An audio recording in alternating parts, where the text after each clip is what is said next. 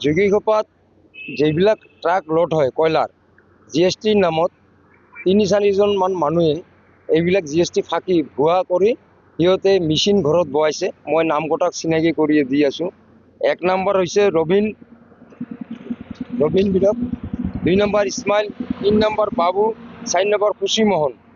বুজছা, সিহঁতে ২,০০০ কৰি টকা লৈ ৩৫ টন কৰি মাল লোড হয়। চৰকাৰে পাব লাগে 80%, ৫৪,০০০ টকাকে, ১ টকা নাদি সিহঁতে ভুৱা মেচিন ঘৰত বহাইছে, কম্পিউটাৰ মেচিন বহাই এইবিলাক CST বিলাক বনাই ২,০০০ টকা মাৰ্কেটত বিক্ৰী কৰে, লাখ লাখ টকাৰ ডেইলি উপাৰ্জন কৰে।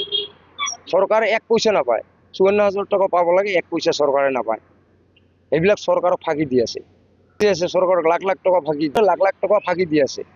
মাত্ৰ ২,০০০ টকাত বিক্ৰী কৰি আছে GST বিলাক। ২,০০০ টকাত বিক্ৰী কৰে। চৰকাৰক কিমান ফাঁকি দি আছে।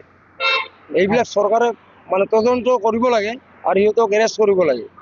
চৰকাৰক ফাঁকি দিয়া মানুহখিনিক এৰেষ্ট কৰিব লাগে। নাই, মই ২-৩ জেগাত কৈছোঁ। আৰু যোগীঘোপাত চাদ্দামৰ নামত ৩-৪টা গোচৰ হৈছে, তাই জেলো খাটিছে। আৰু গাড়ীবিলাক চাদ্দামে যদি ধমকি দিয়ে, যদি নিদিয়ে ১.৫-২ লাখ টকা জৰিমনা ভৰায়। এই ধৰি দিম বুলি কৈ গাড়ীগিলা প্ৰত্যেকখন গাড়ীৰ পৰা ১.৫-২ লাখ টকা কৰি ফাইন ভৰায়। চৰকাৰে ১ পইচা নাপায়। এই চাদ্দাম এটা মাফিয়া।